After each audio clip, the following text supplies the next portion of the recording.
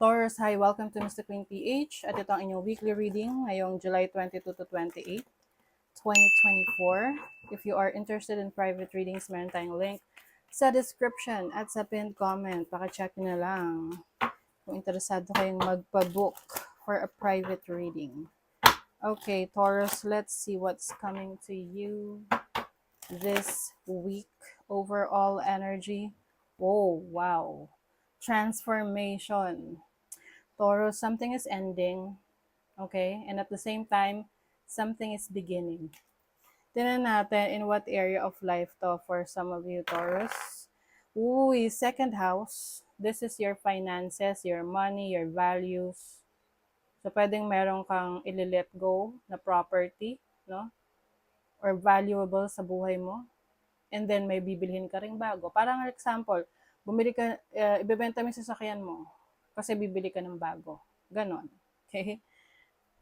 So, let's see. Ano pa? Ano yung iba naman? Fifth house. Oh, some of you merong ika-cut off na person sa buhay nyo that you feel na hindi na nag-grow yung relationship ninyo. Pwede kasi itong hindi naman ganun kaseryoso. So, ikaw naghahanap ka ng seryosong connection with someone, pero parang ito walang, yung ka-connect mo parang walang balak magseryoso. So, you may be cutting off that person in your life and being open to new connections. So, yung iba naman sa inyo, fifth house, pwede magkakaroon ng anak, kaka-baby.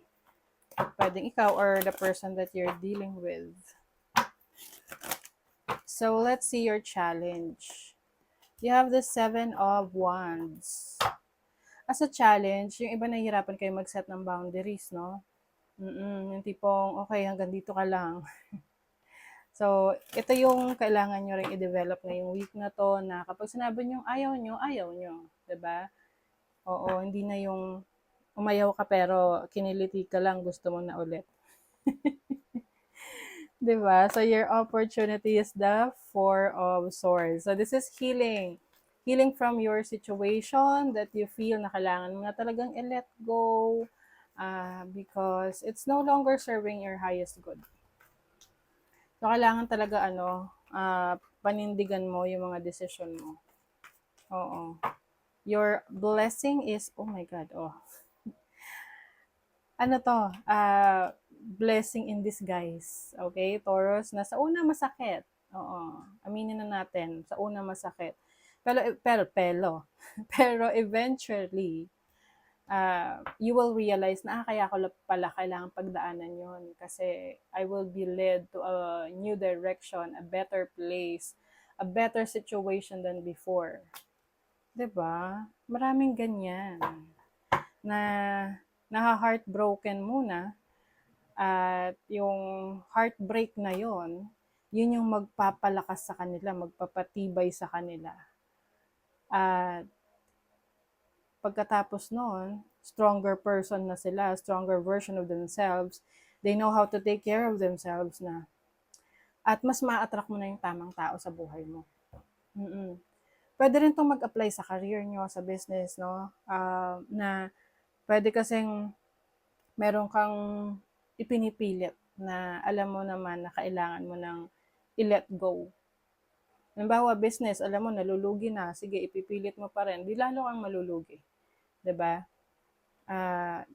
Learn how to say no and alam mo dapat kung hanggang saan yung limitations mo.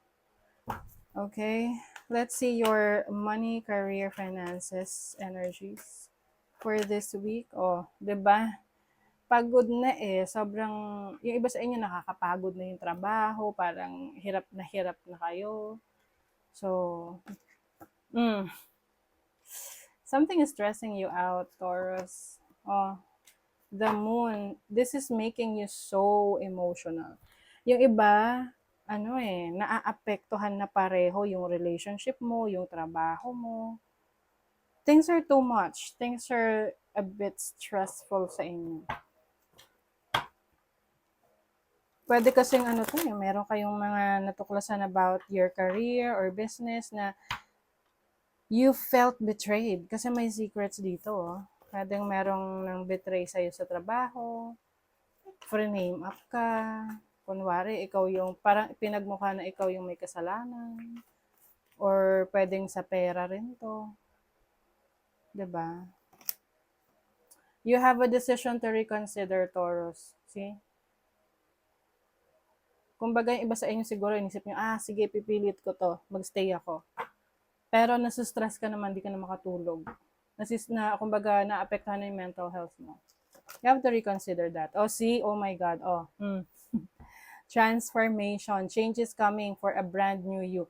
This really makes sense, Taurus. Kasi itong the death card is about transformation. We all know that, di ba? So, maaring iba sa inyo, aalis kayo sa isang situation sa trabaho, career, business ninyo na parang it's too much na. It's consuming you. So now, it's time to make that change. Your love life. You have the Knight of Wands, the Queen of Cups, and the Chariot. So, I think itong heartbreak na to, related ito sa inyong trabaho, career, or business, or sa finances ninyo. Yeah, that makes sense. Kasi di ba kanina lumabas, ano yung clarify natin kung ano yung transformation mag-end? Lumabas yung second house, which is about your values, your money, your finances. So, sa love life, you may be dealing with a fire sign, Aries, Leo, Sagittarius, and water signs, Cancer, Scorpio, Pisces.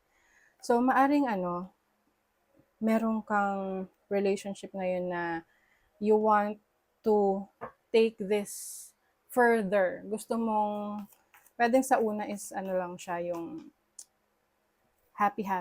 Yung parang hindi ganun ka-serious, no? And then eventually you realize na, okay, bigyan ko ng chance ng person na to. Baka nga, new love. Baka bago pa lang itong road. Oh my God. Chance. Bibigyan mo nga ng chance itong person na to. At nalaglag yung dalawang cards.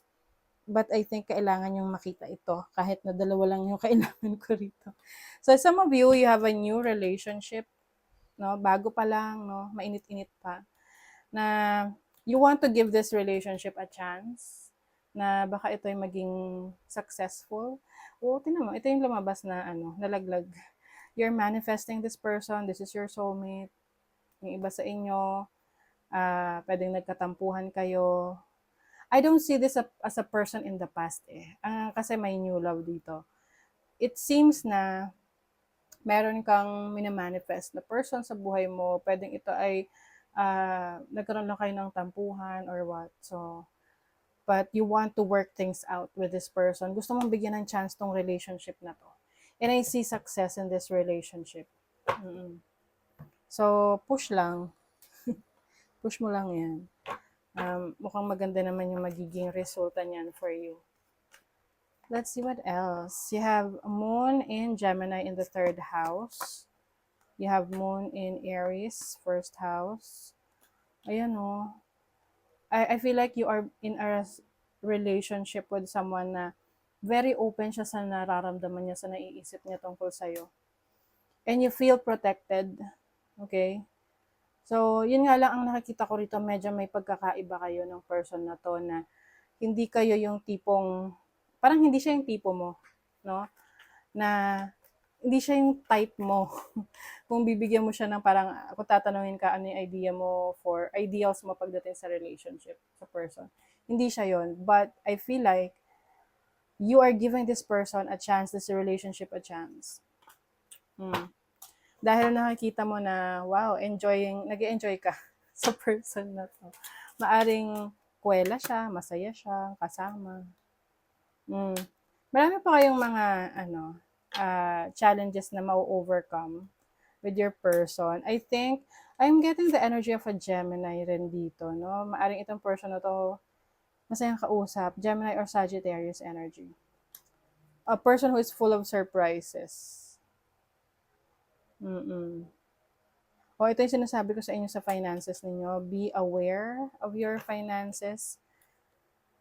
Na iwasan mo nang mag-overspend.